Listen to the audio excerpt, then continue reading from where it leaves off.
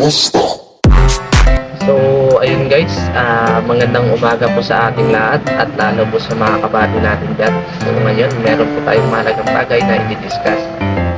Simulan po natin yan sa General Order number 5 kasi po natapos na natin yung una, pangalawa, pangatlo at tayo po yung magsisimula na po. General Order number 5. To quit my post only when properly relieved.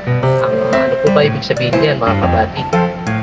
Ibig sabihin po niyan na huwag po nating iiwanan ang ating pwesto hanggat wala pa po yung ating karelyebo o si ka-5-9 natin.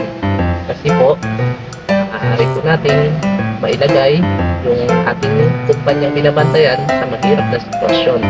At ang iniiwasan pa po natin dyan, mga ma'am sir, yung magkaroon tayo ng violation.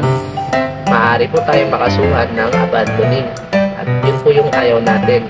At yun po yung iniiwasan natin na magkaroon tayo ng bulilyasyo sa pwesto. Yun lang po. At sana po meron po tayong natutunan mga kabady. Maraming salamat po sa panonood ng aking mga videos. Kung nagustuhan niyo po, paki-like and share na din po. Maraming salamat po.